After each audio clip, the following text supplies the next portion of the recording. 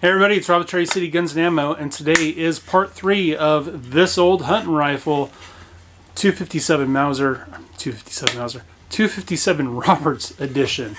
So just to kind of do a quick little recap, I purchased a old bicentennial edition made in 1976. It says celebrating 200 years of American liberty.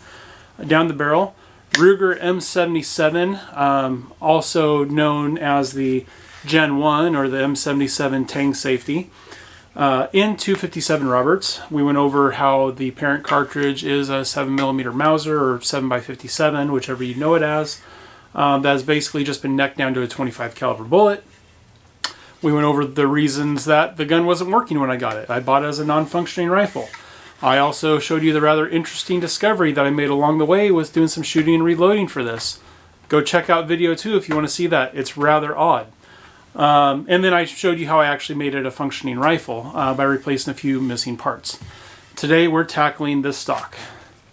If you've seen the other videos, you know this stock is rough. I mean, holy crap. Somebody was mean to this. I mean, it's bad. It's really, really bad. And we're going to go through the process of what's going to take to try to bring this back and make it a decent stock. It'll probably never be 100%. For one, I don't deal with cut checkering. So the checkering is going to be what it's going to be, although I think I can improve it with a couple little techniques that I'll show you in this video. Along with refinishing the stock. Here is the original red recoil pad with the Ruger logo on it. You can't just buy these. I do have a grinding jig, so I could precision grind a new recoil pad to put on here, but I want to restore this old red recoil pad. We're going to tackle that in this episode along with our first steps on this. There's a good chance you're going to see my clothes change multiple times throughout this video because when it comes to redoing a stock, it's not a process that you jump on and tackle in a day. It's usually a multi-day, maybe even a multi-week process. It takes a while if you want to have really good results.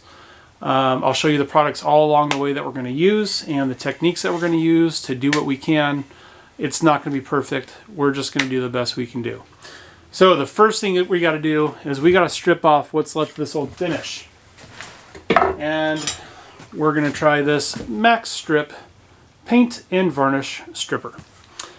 This stuff's incredibly caustic. If you're going to use something like this, make sure that you are wearing eye protection and gloves. This stuff is no joke. It's very, very, very nasty stuff, which is why it works, but you don't want to get it on you. So please use your PPE. I'm going to go get the camera set up and we're going to start stripping this stock. All right, PPE is on. I've got 2 layers of garbage bag protecting my workbench here, and I've got a little plastic lid and a brush. This stuff is really, really nasty, so like I said before, and I'm just reiterating, use your PPE because you really don't want to get this stuff in your eyes, on your skin, anywhere, because it's really, really, really bad. And basically, for the time being, we're just going to get it spread on there, and then while we let it sit and do what it does, we will tackle that recoil pad and see what we can do about getting it up to snuff. So, I'm just going to take and brush this stuff on.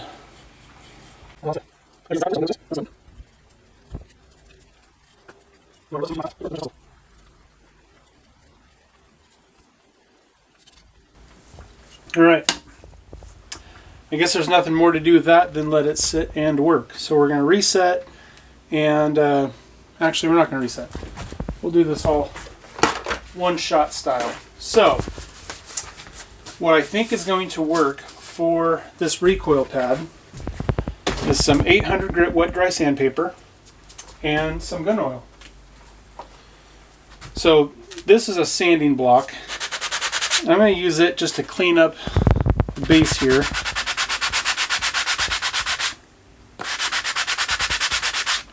Because the base where this contacts the gun is just a little funky, so we're going to get that cleaned up.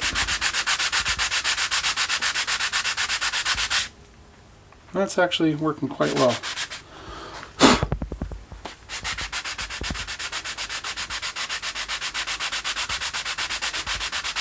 Hoping to see the varnish on that stock start kind of bubbling up a little bit. I don't really see anything happening yet. At least it's not too obvious.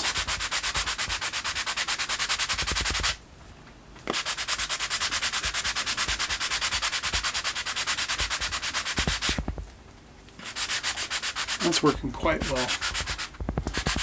Try to get a little more in frame here.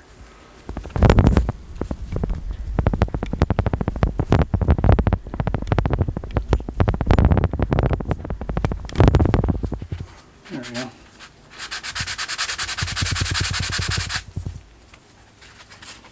That's working pretty well.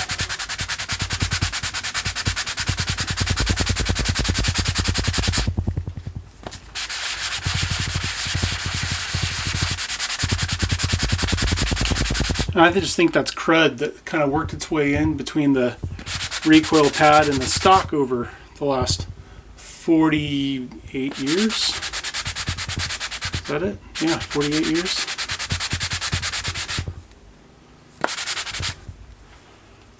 We're going to turn this almost half-decade old hunting rifle into something you won't be ashamed to go out and use. So, anyway, again, 800 grit wet dry sandpaper.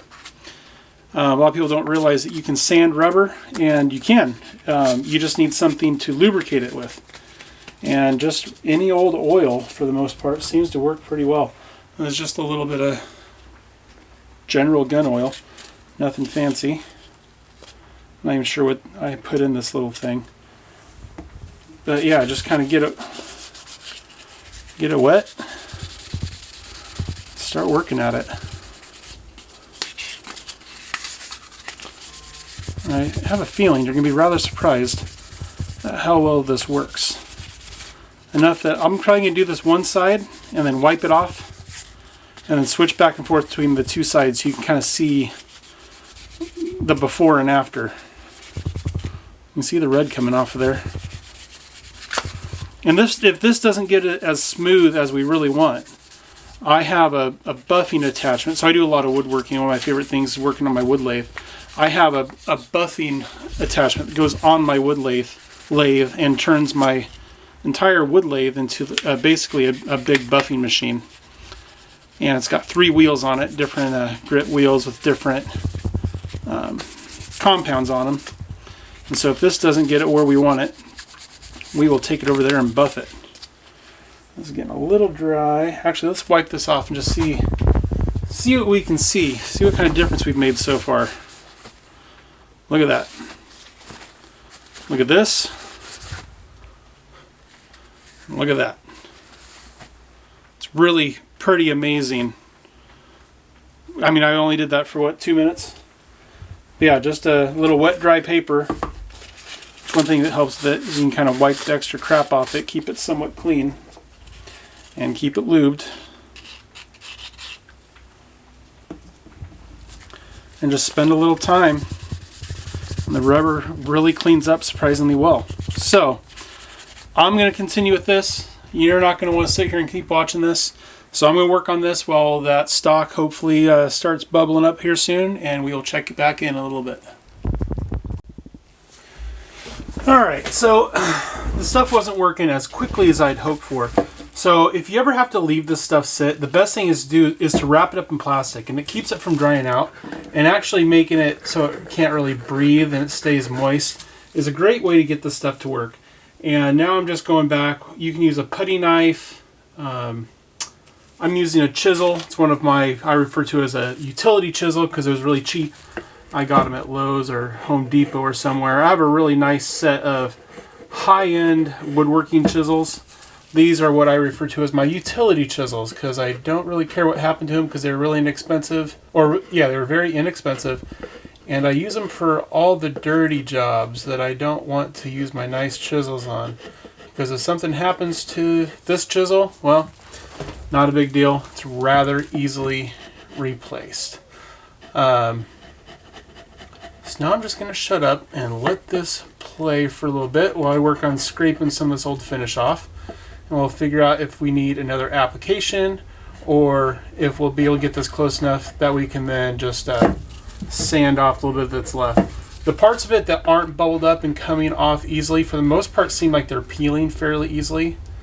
Be kind of satisfying. Some parts you can almost peel it like a sunburn. If you're one of those kind of people, I kind of am a little bit. Anyway, you just scrape as much as you can, and like I said, we'll figure out if it needs another application, another day of sitting wrapped in plastic, or if it'll be close enough that I can then start sanding. Whatever you do though, stay away from the checkering. The checkering's already in bad enough shape. Don't sand it, don't scrape it, just work around it. And we've got some more stuff to talk about that I've kind of figured out with this a little bit, sort of, kind of.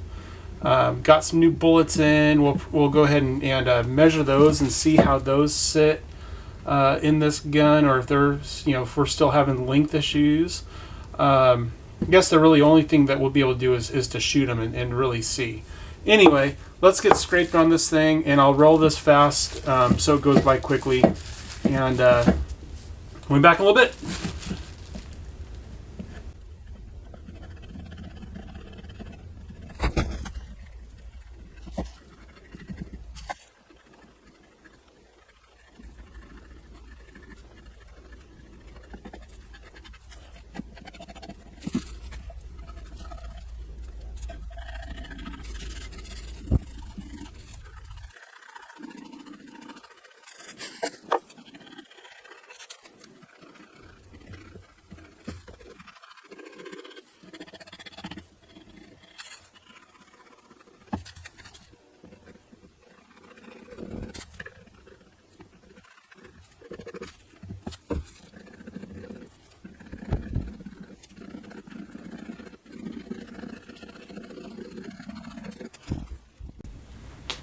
All right, pretty much got the stock stripped. Didn't leave you on for that because it really wasn't that interesting. You literally just scrape off whatever's left. Most of it was pretty loose. Some of it was still really well attached, but had at least been softened and came off pretty easily. Whatever you're using for a scraper, like I showed you, I was using this chisel. You have to be really careful. You can remove plenty of it by going at this angle, as long as you're going really smooth and easy, and it's just shearing it off. You have to be really careful. It's really easy to dig in. The much safer way, and if it doesn't come off this way, you probably need to reapply your stripper. Scraping, so pulling. That should scrape it off. If this will not scrape it off, then you probably need to reapply the stripper. So that's the first thing. Scrape your stock. Long time ago, when I was a very young person, I completely sanded all the finish off the stock, and it gave less than favorable results.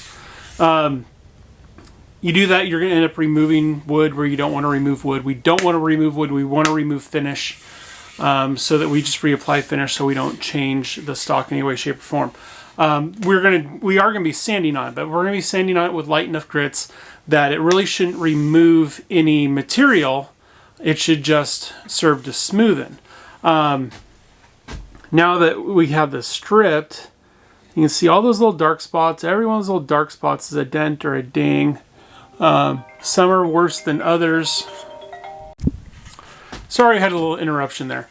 Anyway, so we'll look at these ones on the buttstock. On this side, they are pretty terrible. Every one of these, they're all... Actually, that one's really deep. That's really deep. Going towards the front, not so bad. The checkering is in surprisingly good shape. And I already cleaned up this side, front and back. And I'll show you how I clean that up. And it's quite serviceable. So we're just going to protect that from being messed up any further. See all those dark spots? Those are all dents. Those are all dents. Let's look at this side. Here's the worst, what I think is the worst one of all right there. That's pretty deep. It's really more of a gouge than a dent. But this side, the checkering's not cleaned up, so I'll show you how I do that. But yeah, there's still a lot of dents and dings. And we're going to show you some of the processes that we're going to do to remove that. I don't know how you can see right here, there's quite a bit. And like I said, we don't want to sand. We want to sand as little as possible.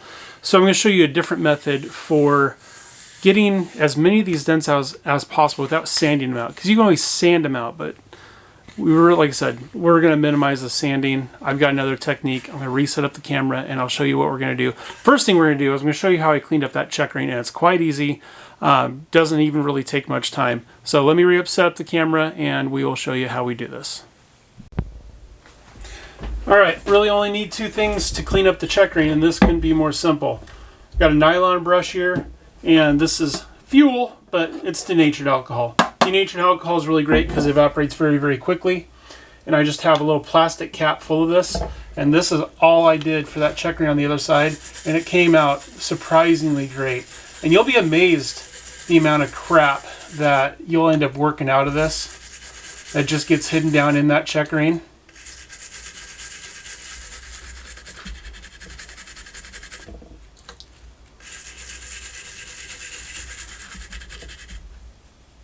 I don't know how you can see on camera, but it's like mud coming out of here. And granted, a lot of that's the old finish that the stripper kind of dissolved, along with whatever else built up in there over the years. But you keep it nice and wet, and I kind of do this little circular motion. Just try to work everything loose out of here.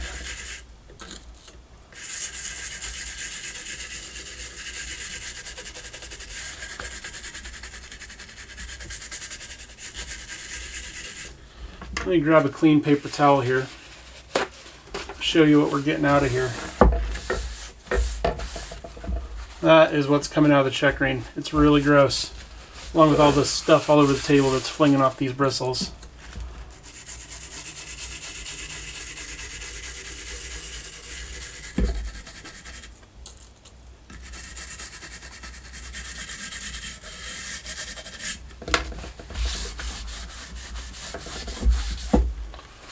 That's the front.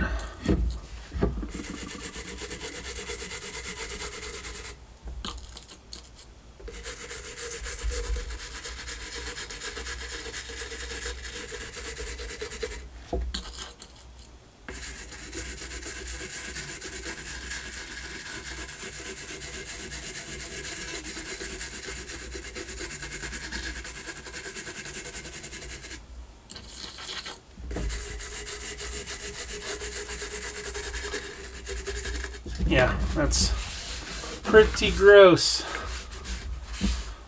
But really, that's all it's taken to really make this checkering look not too shabby.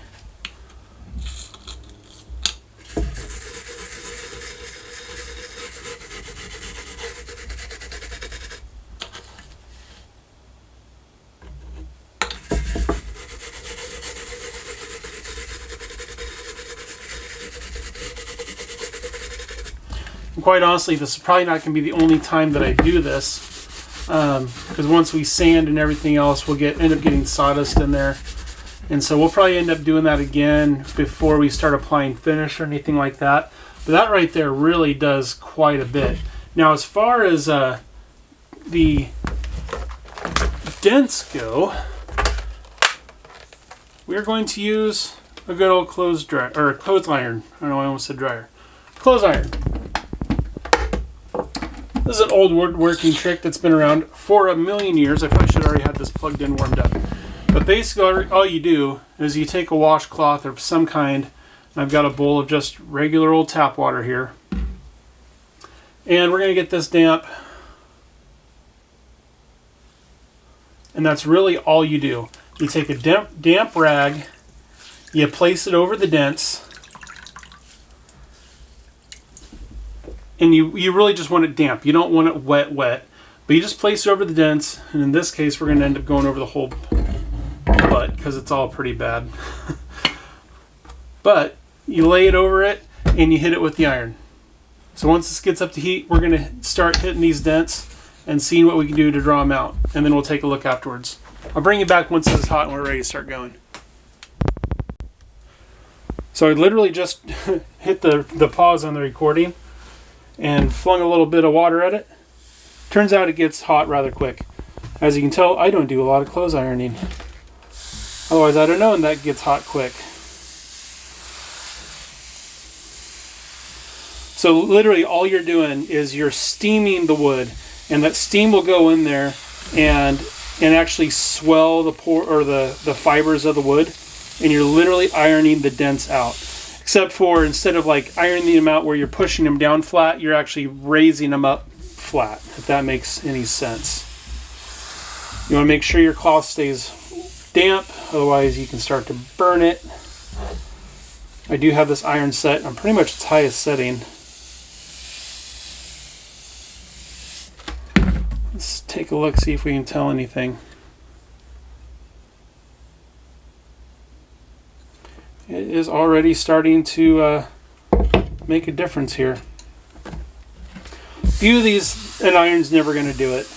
The one gouge that we have right there, that's a gouge. That's not just a dent. Iron's not going to take that out. But we'll hit it with the iron to get out as much of it as we can.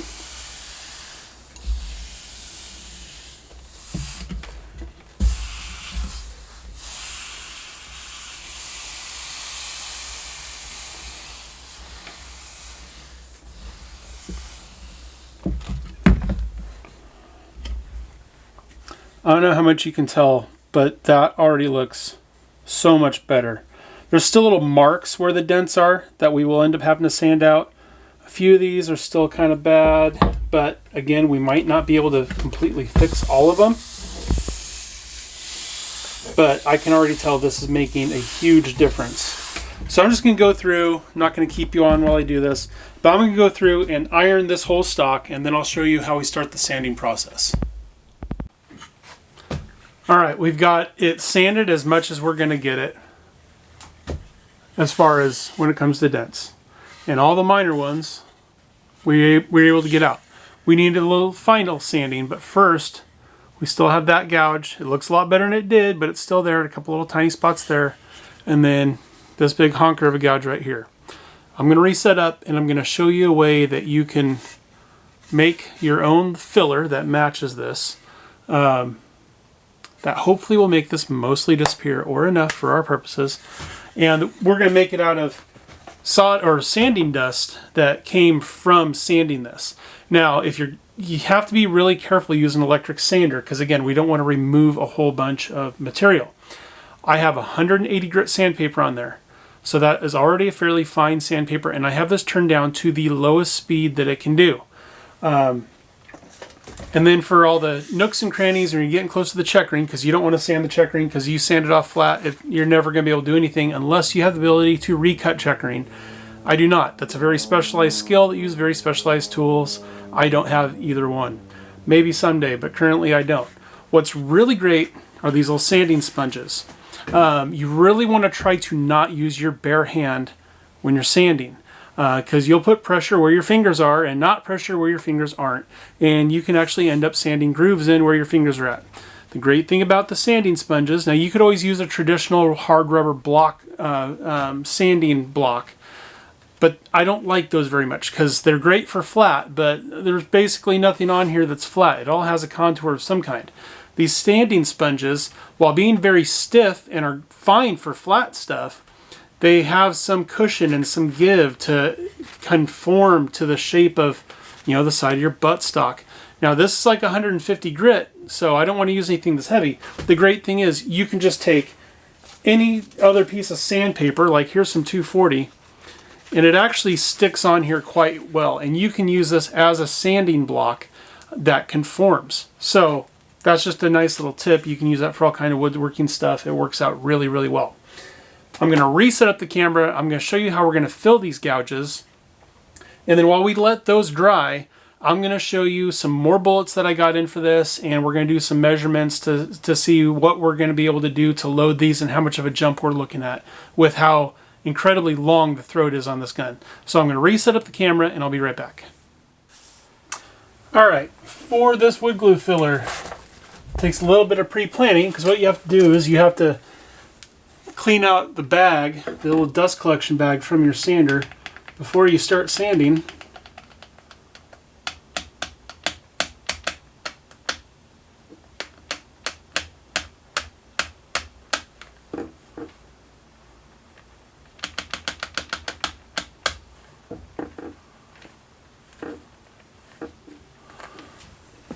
I've been sanding other walnut stuff, so that's not all from this. Didn't get enough from this to do this, luckily. I had been planning other walnut projects. Alright, for the glue. I like Bond Type 3. It is waterproof. It is rated for exterior, which obviously this is going to be a hunting rifle, so it's going to be outside. So this is great stuff for this.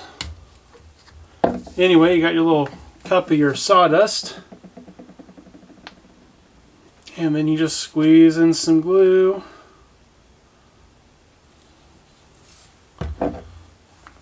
Probably going to need more glue. That's probably not enough.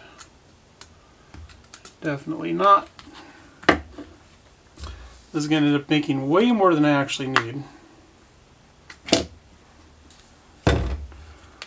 Especially if I sit here and make a mess. Okay.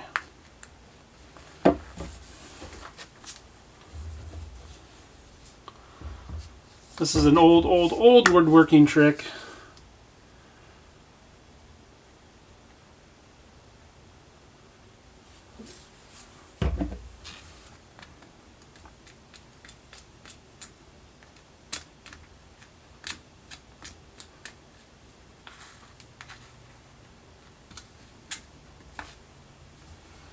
More glue.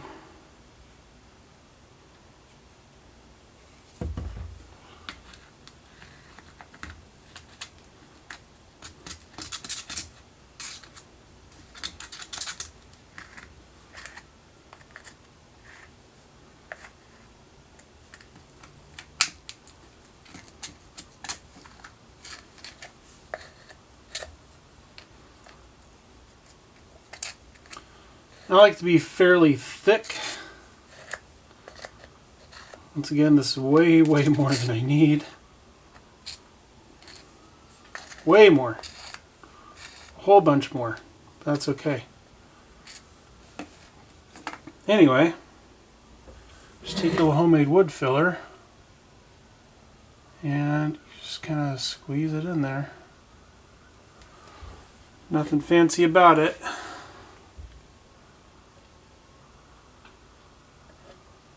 I like to kind of push it in against the grain. And then a little spot right there. As long as we have this up, let's look for any more. A little bit of a gouge right there. Pretty minimal.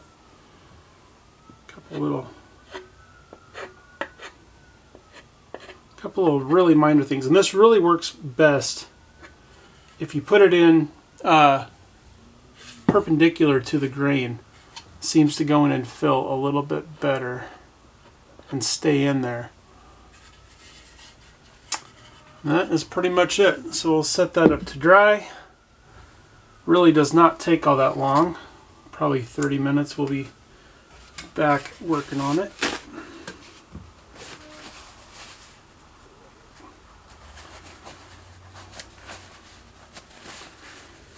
Get it off my chisel before it starts to get too thick.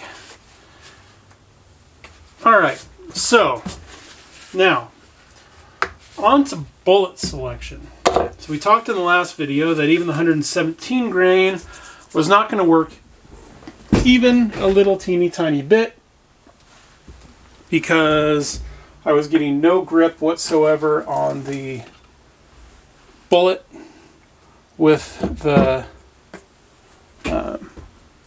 with how far it was seated into the brass, just because of how long the throat is, if I wanted to have any sort of decent jump. I got a comment from a guy who suggested a 115 grain bullet based simply on the fact that it was actually longer than the 117 grain spire point that I was using. What he fails to realize, even after I try to explain to him, the overall length of the bullet is not the biggest factor that there is. It really has to do with the shape of the bullet. The transition from where it goes to the full diameter that it's supposed to be when it's gripping the rifling to the tip is called the ogive. The ogive, they come in all different kinds of shapes. If you have a very straight-walled tapered one, it's going to be able to sit much further forward before it contacts the rifling than, let's say, a round nose. And then you have something that has a very curved ogive. Sorry, I said ogive earlier. Ogive. A very curved ogive, which will be somewhere in between. So again, just to try to get this to where I get plenty of grip on the bullet from the neck tension of the brass and not have too great of a seat, I bought these right here. 117 grain, round nose, Hornady interlocks, great hunting bullet. Again, we set it down there way deeper than it needs to be. We're going to push this into the chamber. This is my Hornady comparator. We're going to loosen up that set screw and push this whole shoot and match forward until I feel the bullet contact the rifling, which it now has. As is typical, the bullet stayed in the receiver because it gripped into the rifling just a little bit. Use a cleaning rod to knock that bullet out of there.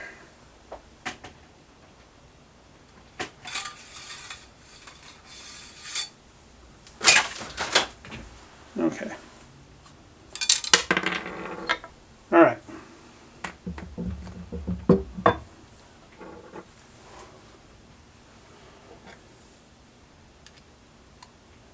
So, that is still ridiculously long. However, we now have about 3/16, probably not even that. Give me just one moment here. Okay, I took out my knife and I actually marked the bullet where the end of the brass is. You might not be able to see this on camera, but I now have a small scratch. But that allows me to measure, went right to that scratch, and I've got 159.5. So about 0.160 of it is in the brass. That's not quite enough neck tension. If we go up another 20 thousandths, which is kind of like where I like to start as far as bullet jump goes, that'd give me about 180 thousandths in there, which still is not enough neck tension, unfortunately. This is still 3.053, so that's still incredibly long. So I'm still going to have a lot of neck tension because I want to get this at least 0.250 down into the brass, because you want about the same diameter of the bullet down into the brass to decrease your possible run out when you have the round loaded into the chamber. So let me set this at 0.250. We want to be really technical, it would be 0.257. There's 2.8.5. That is pretty good. So that would have the bullet seated to about there. Let me make a mark with my knife on the bullet. These little Gerber folding utility knives are wonderful. Okay, I'll make a little mark on the bullet here.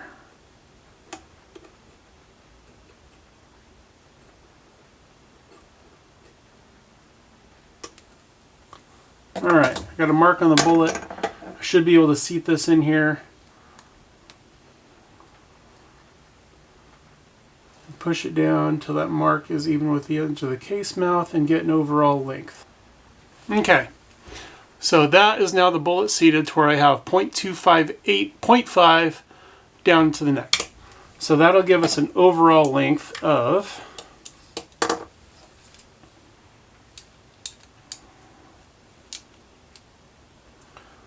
2.915.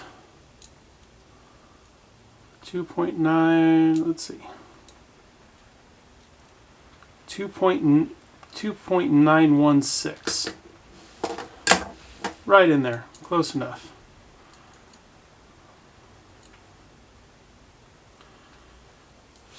So at least we're down under 3 inches overall length, but that's still very long. That's also still going to give us a heck of a jump, but hopefully we'll be able to find some good accuracy with that. That's still a ways down the road. We still got a lot to finish here.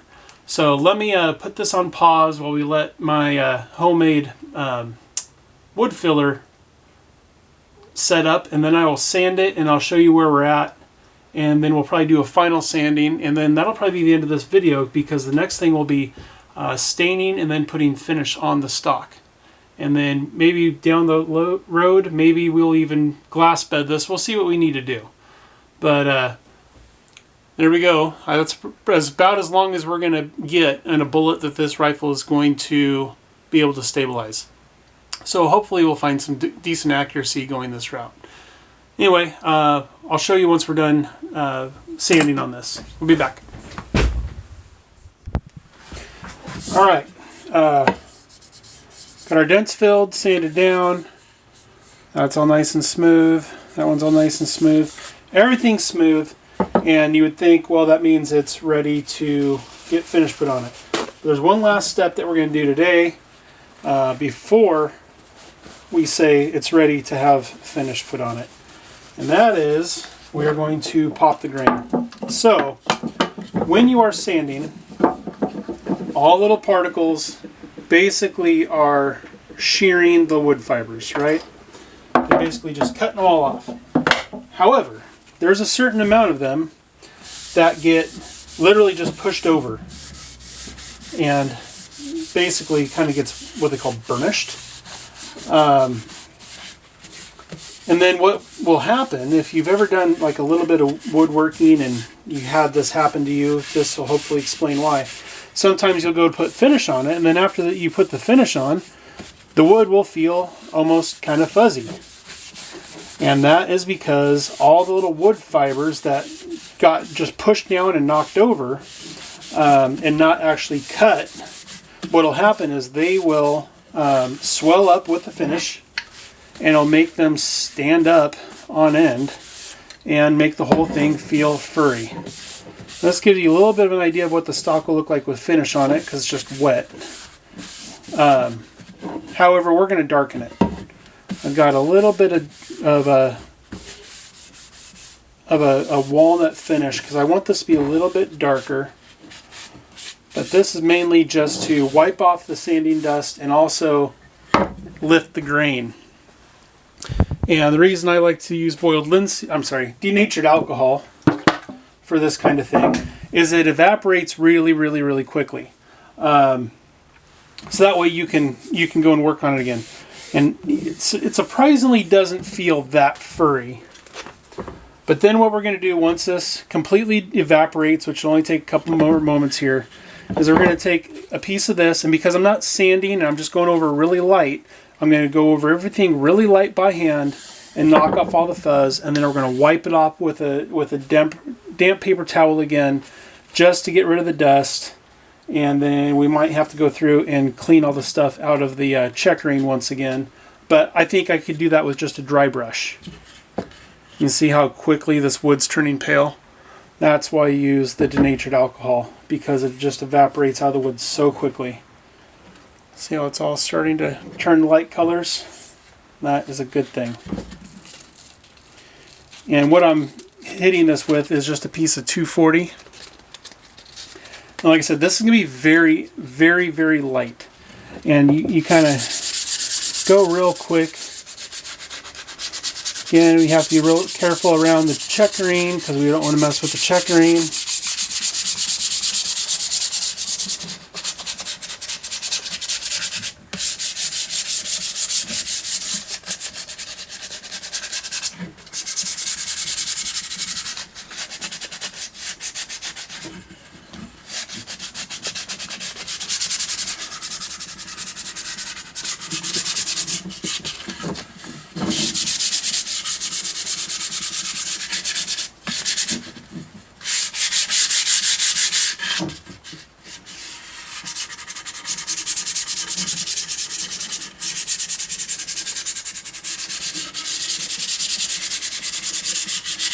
This is really almost no pressure at all, really.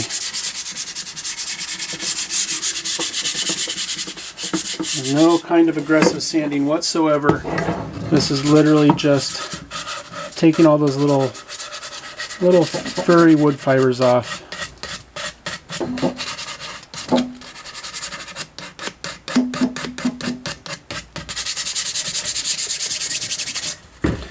As you can see, I also took the cap off of here. It was in rather bad shape, and there was nothing I could do about that. Hopefully I will be able to find something else. Hopefully I can find a replacement of the exact same thing and put it on there. I haven't looked yet. eBay is really good for that sort of stuff. I have found all kinds of old antique gun parts, including the trigger pieces that I was missing for this gun, on eBay. Sometimes you just gotta be willing to pay for them, because sometimes people charge a lot, but I think it's worth it to get these original parts and make it look right. So that is a stock that is ready for finish. All feels nice and smooth now. So this brush here is dry because we haven't used it in quite a while. You can use that, get all the sanding dust out of the checkering.